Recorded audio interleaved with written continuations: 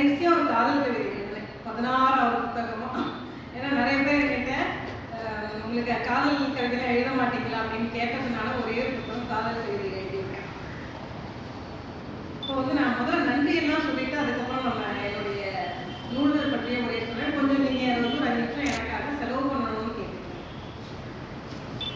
முதல்ல நேற்று நடந்த சிற்பி 90 நிறைவு விழாவில் ஒரு 2 நாள் ஒரு சமத்துவ மாநாடு, நிறைய பேர் அந்த தமிழ் மாநாடு, வயது நிறைவு மாநாடுலாம் சொன்னாங்க. எனக்கு அது ஒரு சமத்துவ மாநாடு போல தான் எனக்கு தோன்றியது. மிகவும் ரசித்து அதை வந்து நான் அனுபவித்திருக்கேன். அந்த நிகழ்வுல ஆவணப்படத்தை வந்து நாங்கள் வந்து ப்ரொஃபஷனல் டைரக்டர்ஸ் இல்லை, நாங்கள் ப்ரொஃபஷனல் எடிட்டர்ஸ் இல்லை அப்படின்னு சொல்லிக்கிட்டே, ப்ரொஃபஷனல் ப்ரொடியூசர் இல்லைன்னு சொல்லிக்கிட்டே நம்மளுடைய அன்பு தோழமைகள் ஈரா கோபாலன், சோலை மாயவன், புன்னகைப்பூ ஜெயக்குமார், இவர்கள் எல்லாம் நம்ம சுடர்விழி எல்லாம் சேர்ந்து அந்த ஒரு ஆவணப்படத்தை வந்து தயார் பண்ணியிருந்தாங்க. நான் எப்பவுமே கவிக்கோ அப்துல் ரஹ்மான் பற்றிய ஆவணப்படத்தில் வந்து பேசும்போது தான் எனக்கு ஆவணப்படம்லாம் எப்படி தயாரிப்பாங்கிறத நம்ம தோழமை இருந்தா சாதிக்க கேட்டு தெரிஞ்சுக்கிட்டு பார்த்த நேரில் இங்கே வந்து பார்த்தா அந்த ஆவணப்படம் வந்து அவ்வளோ ஒரு அருமையான ஆவணப்படமாக அழகாக வந்து எடுத்திருந்தாங்க. அவர்களுக்கு என்னுடைய நன்றியையும் பாராட்டையும் தெரிவித்துக் கொண்டு, இன்னும் நிறைய ஆவணப்படங்களை நீங்கள் வந்து இலக்கியம் என்பது வந்து புத்தகத்தில் இருக்கிறது மட்டும் இல்லை, எல்லா வடிவங்களிலும் வர வேண்டும். இன்னும் நம்ம போட்காஸ்ட் எல்லாம் போகணும். அதனால அதை வந்து நீங்கள் தொடர்ந்து செய்ய வேண்டும் என்று அன்புடன் கேட்டுக்கொள்கிறேன். அப்புறம் இந்த பொள்ளாச்சி இலக்கிய வட்டத்துக்கு என்னுடைய மனமார்ந்த நன்றியை நான் பதிவு செய்து கொள்ள விரும்புகிறேன். ஏனென்று கேட்டீங்கன்னா, சுற்றுச்சூழல் இலக்கியம் ஒன்று இருக்குது, இலக்கிய சுற்றுச்சூழல் ஒன்று இருக்குது. இந்த சுற்றுச்சூழல் இலக்கியம் அப்படின்னு ஒன்று இருக்காங்கிறதே நீங்க நிறைய பேர் மறந்துடுவாங்க. ஆனால் சுற்றுச்சூழல் இலக்கியத்திற்குமே ஒரு தனியான ஒரு துறையை வைத்திருக்கக்கூடிய நெரேடா பல்கலைக்கழகம் அமெரிக்காவில் இருக்கு. அந்த பல்கலைக்கழகத்தில் இருக்கிற சிறில் அப்படிங்கிற ஒரு பேராசிரியர் வந்து என்ன சொல்றார், சூழலியல் இலக்கியம் பற்றி பேசும்பொழுது என்னன்னு சொல்றாருன்னா, இயற்கைக்கும் மனிதருக்கும் இந்த பூமிக்கும் உள்ள தொடர்பினை எதையெல்லாம் விவரித்து சொல்லுகிறதோ அந்த எக்கோ கிரிட்டிசம் என்று சொல்லக்கூடிய நூல்கள் எல்லாம் சூழலியல் இலக்கியம் என்றும், அந்த சூழலியல் இலக்கியத்தை திறனாய்வு செய்வதற்கு என்னென்ன கோட்பாடுகள் இருக்கிறது என்று வரையறுக்கிறார். ஆனால் நம்ம தமிழ்நாட்டில் இப்பெல்லாம் கீழடி எடுத்தவங்க 3000 இல்லையா, 3000 இல்லை, அதுக்கு இன்னும் முந்தைய தொன்மையுடைய நாடு அப்படின்னு சொல்லி நம்ம சொல்ற நம்மளுடைய இலக்கியங்களுக்கு, நம்ம அகநானூறு புறநானூறு என்று பாடக்கூடிய இலக்கியங்கள் எல்லாம் முதலில் எதை பாடுவாருன்னா இயற்கையை தான் பார்ப்பாங்க. பாட்டுடைய தலைவனையும் தலைவியும் எந்த இடத்துல இருந்து வராங்க, அந்த இடத்துல உள்ள இயற்கை செழிப்பு என்னவாக இருக்கிறது, இங்க ஆறு ஓடிச்சு, இங்க வந்து அருவி கொட்டுச்சு, இங்க வந்து மரங்கள் இப்படி இருந்தது, மரத்துக்கு கீழே காதல் பண்ணாத, இந்த ஊர் தண்ணி எங்க ஊர் தண்ணி சுவையுடையது.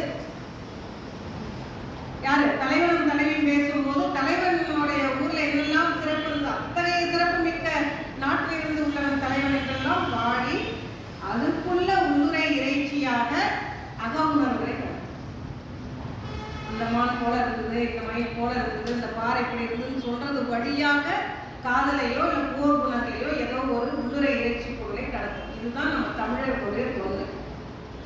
இன்னைக்கு நாம என்ன பண்ணிட்டோம்னா அந்த இயற்கையெல்லாம் மறந்துட்டோம். சூழலியல் இலக்கியத்தை பற்றி விமர்சனம் செய்வதற்கு ஆட்கள் குறைவாக இருக்கிறார்கள் அப்படிங்கிற ஒரு பெரிய ஆதரவு எங்களுக்கெல்லாம் இருக்கு. அதற்கான ஒரு ஸ்பேஸ், இடம் இல்லை என்ற ஒரு வருத்தம் இருக்கிறது.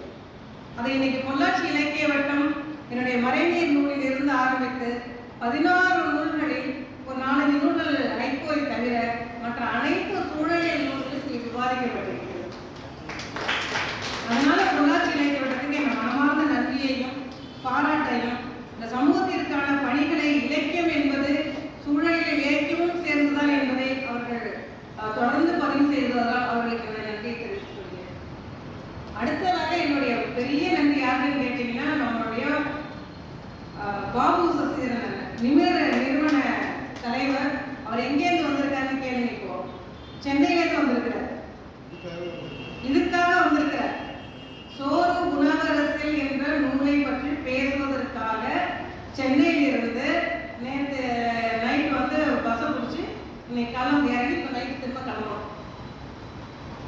பெங்களூரு, டெல்லி என்று இன்னும் நம்ம நாட்டுக்குள்ளேயும் வெளிநாடுகளில் ஒரு 20-30 நாடுகள் நாடுகளுக்கு தொடர்ந்து பயணித்துக் கொண்டிருந்து தொடர்ந்து இலக்கிய பணியாற்ற கொண்டிருக்கிறார்.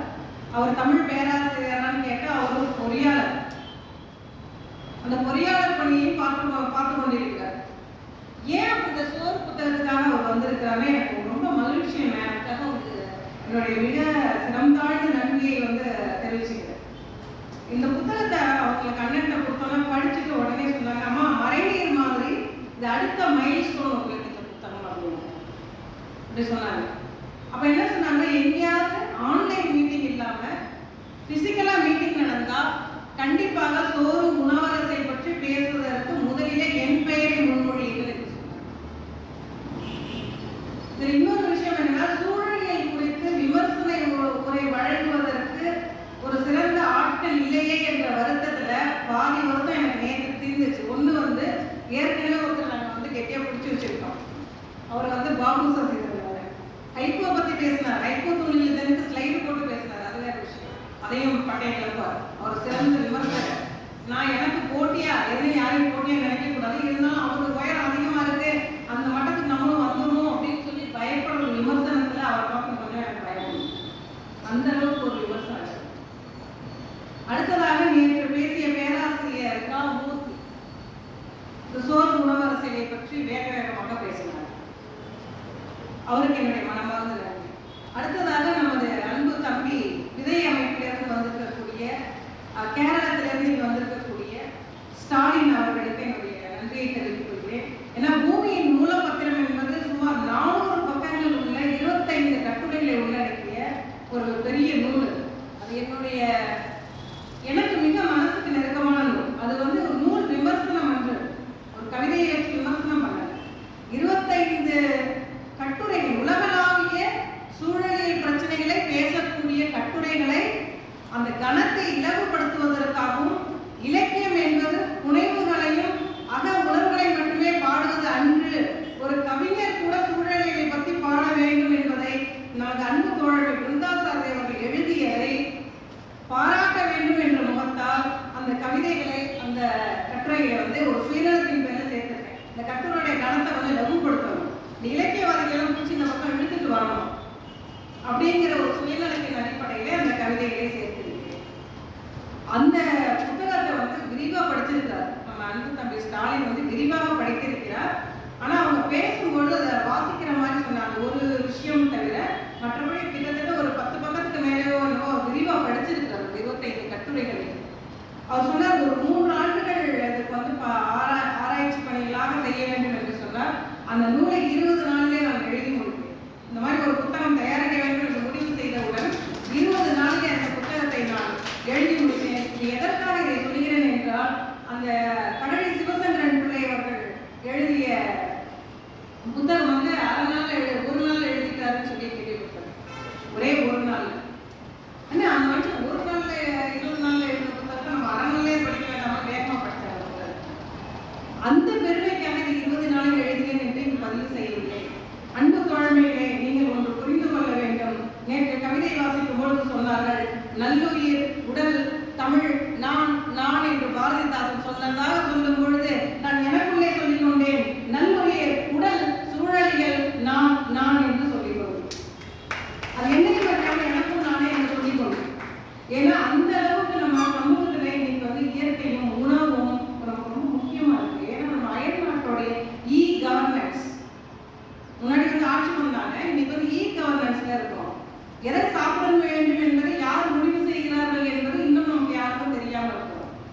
இன்னைக்கு அரிசியை தமிழ்நாட்டில் இந்தியாவில் ஏற்றுமதி செய்யக்கூடிய பாசுமதி அரிசி 2022 அல்லது 3 தமிழ்நாடு தடை செய்யறோம்னு சொல்லி நம்ம முதலமைச்சர் எழுதி அனுப்பிச்சார். நான் வெளிநாட்டுக்கெல்லாம் தரமாட்டோம். ஏன்னா அந்த அளவுக்கு இங்க பற்றாக்குறை. ஏன் பற்றாக்குறைனா, நிலத்தை அயல் நாடுகளுக்கு அரிசியை ஏற்றுமதி செய்வதற்காகவே நிலத்தை நாம் பயன்படுத்தி கொண்டிருக்கிறோம். லேண்ட் யூஸ் என்று சொல்வார்கள். ஸோ அதையெல்லாம் இந்த இதில் எழுதியிருக்கோம். இதில் மருத்துவர் கு. சிவராமன், சித்த மருத்துவர் கு. சிவராமன் ஐயா அவர்களுக்கு இங்கே என்னுடைய மனமார்ந்த நன்றியினை பதிவு செய்து கொள்கிறேன். சோறு உணவரசியல் புத்தகத்திற்கு அணிந்துரை வாங்குவதற்காக அந்த புத்தகத்தை கொடுத்து விட்டு அணிந்துரை கேட்டேன். அப்போ அவங்க கேட்டாங்க, அந்த புத்தகம் வெளியில் ஆயிடுச்சான்னு கேட்டாங்க. அணிந்துரை கொடுத்து கொஞ்ச நாள் கழிச்சு, இன்னும் இல்லைங்க ஐயா அப்படின்னா. அணிந்துரை கொடுத்துட்டு புத்தக வெளியிட்டு நான் வருவேன்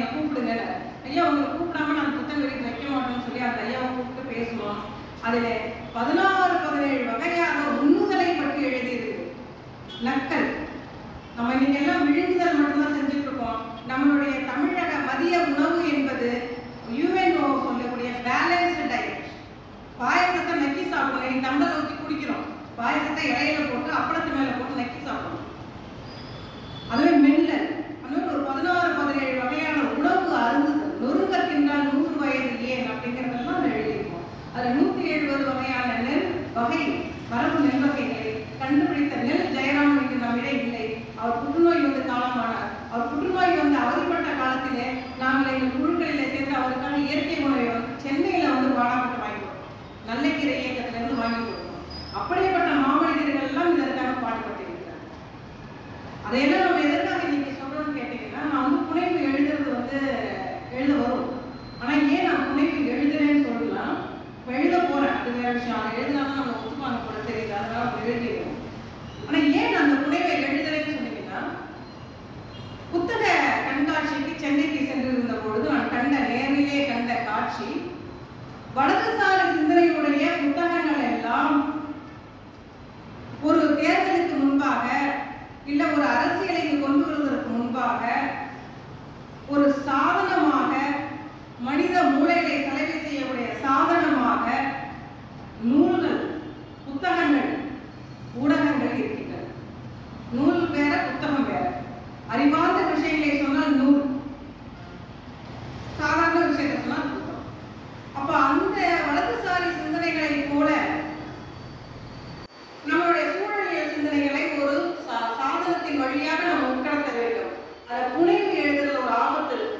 அந்த புனைவை தத்ரூபமா அந்த நிதர்சனத்தோட கலந்து கொடுக்கும்போது வாசகர்களுக்கு பொய் எது, அதாவது புனைவு எது, நிதர்சனம் எது என்று புரியாமல் போய்விட்டால் அந்த புனைவையே மெய் என்று நம்பி எப்படி நம்ம அரசை தேர்ந்தெடுக்கிறோமோ, அரசாங்கத்தை தேர்ந்தெடுக்கிறோமோ, அதே போல இந்த உணவையும் இந்த இயற்கையும் நம்ம சீரழிக்கணுங்கிற பயம் வந்ததுனால, எப்பா நீ வந்து என்ன வேணா சொல்லிக்கோ, உனக்கு எனக்கு விருதெல்லாம் வேண்டாம், நான் இலக்கியவாதிகள் இல்லைன்னா இல்லாட்டி போட்டோம், ஒன்றும் பிரச்சனை இல்லை, நம்ம கட்டுரையவே எழுதிப்போம் அப்படின்னு சொல்லி தான் இந்த பூமியின் மூலப்பத்திரம், சோறு என்ற 2 கட்டுரை நூல்களை எழுதியிருக்கு. அதனால வந்து இந்த புனைவு ஏன் எழுதுறேன்னு கேட்டால், அடுத்து விரைவில் வர இருக்கிற 2 புனைவு நூல்கள் அதையும் கொடுத்துறேன். அடுத்தது விதை அமைப்புக்கு என்னுடைய மனமார்ந்த நன்றியை தெரிவித்துக் கொள்கிறேன். இந்த புத்தகம் வந்து சோறு உணவு அரசியல் என்ற புத்தகம் வெளிவருவதற்கு முன்பாகவே பொற்றாமரை இதழில் காலநிலை மாற்றத்தால் உணவு பாதுகாப்பில் ஏற்படும் தாக்கம் என்று எழுதிய கட்டுரையை தைரியமாக அதில் உள்ள அரசியலை புரிந்து கொண்டு பிரசுரம் செய்தவர் நமது கதிரவன் கணேசன் ஐயா. அவருக்கு என்னுடைய மனமார்ந்த நன்றியை தெரிவித்துக் கொள்கிறேன். அடுத்ததாக நம்ம ஷராஜ் அவர்கள் அவருடைய நூலை விமர்சனம் செய்த அல்லது அறிமுகம் செய்த கீர்த்தி, கவிஞர் கோபாலன் அவர்களுக்கும் என்னுடைய நன்றியினை தெரிவித்துக் கொள்கிறேன். அன்பு தோழர்களே, பசி நேரம் ஆகிவிட்டது. இருந்தாலும் விதைச்சட்டம் 2025 மட்டும் நான் சொல்லி முடித்துக் கொள்கிறேன். விதைச்சட்டம் 2025 என்பது டிசம்பர் 7 இரவு நேரத்தில் வெளியிடப்பட்டது. அதை டிசம்பர் 11 உங்களுடைய பரிந்துரையை தாருங்கள் என்று பொதுமக்களுக்கு கோரிக்கையோடு வைக்கப்பட்டது. ஈரா பூபாலன் அவர்கள் அறிவார்கள் நினைக்கிறேன். நள்ளிரவு 12 மணிக்கு அதை வந்து நான் முகநூலில் வந்து ஒரு லைவ் டெலிகாஸ்ட் மாதிரி போட்டேன். அதை விதை சட்டம் 2025 என்ன சொல்கிறது என்றால், இதுநாள் வரையில் மரபணு மாற்றம் செய்யப்பட்ட விதைகளுக்கு மட்டும் நம்ம வந்து சார்ந்திருக்கோம். அந்த கார்பரேட் நிறுவனங்களையோ விதை நிறுவனங்களை சார்ந்திருக்க வேண்டும். இப்பொழுது நம்ம அண்ணன் வீட்டில் விளையிற தேங்காயில இருந்து, நம்ம தஞ்சாவூர்ல விளையிற ஒரு குடி நெல்லில இருந்து வந்துட்டியம்மா, எங்கள் ஊர் பழக்கம் அண்ணன் இருக்கான்னு தெரியும், நம்ம ஊர் சைடு வீட்டுக்கு போயிட்டோம்னா ஒரு பையில நெல் கொடுத்து விளையிற பொருளெல்லாம் கையில கொடுத்து அனுப்புவாங்க. அத்தாச்சி வந்துட்டீங்க எடுத்துட்டு போங்க அப்படின்னு சொல்லி ஒரு பையில கொடுப்பாங்க. அப்படி கொடுக்கக்கூடிய நெல்லுக்கும் இன்று விதை சட்டம் 2025 வேலை செய்யும். ஒரு விவசாயி ஒரு குடி நெல் எடுத்துட்டு குத்துற முடியாது போன்ற பல பிரச்சனைகள் எல்லாம் நம்ம சந்தித்துக் கொண்டிருக்கிறோம். அதையெல்லாம் இந்த புத்தகத்துல வந்து நம்ம எழுதியிருக்கிறோம். இனிமேல் சோறுன்னு சொல்லுங்க, வயிற்றுக்கு சோறிட வேண்டும் இங்கு வாழும் மனிதருக்கெல்லாம் சொன்னான் பாரதி. சோறுன்னு தான் சொல்லியிருக்காரு, சாதம்னு சொல்லல. அதனால அதை குறித்து விரிவாக அந்த 2 புத்தகங்களிலும் எழுதியிருக்கேன். வாங்கி படிங்கன்னு சொல்ல மாட்டேன், வாங்கி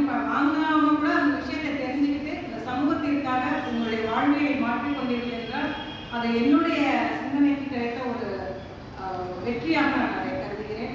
மிக்க நன்றி. அனைவருக்கும் என்னுடைய மனமார்ந்த நன்றியை தெரிவிக்கிறேன். மீண்டும் ஒரு முறை பாபு சரஸ்வதி அண்ணா அவர்களுக்கு என்னுடைய மனமார்ந்த நன்றியை தெரிவித்துக் கொள்கிறேன். அவ்வளோ அந்த ஃபுட் மைல்ஸ் என்று சொல்லுவார்கள். அந்த ஃபுட் மைல்ஸ் வந்து இன்னைக்கு ஃபுட் மைல்ஸ் அப்படின்னா வெளிநாட்டில் நீங்கள் வர்றதுக்காக எத்தனை வாகனம் பயன்படுத்தும், அதனால என்னோட கார்டு நல்லா ஃபுட் மைல்ஸ். அந்த மாதிரி ஃபுட் மைல்ஸ் கடந்து இன்னைக்கு நமக்காக வந்திருக்கக்கூடிய பாபு சரஸ்வதி அண்ணா அவர்களுக்கு என்னுடைய மனமார்ந்த நன்றியினை பதிவு செய்து கொள்கிறேன். இந்த பசி நேரத்தில்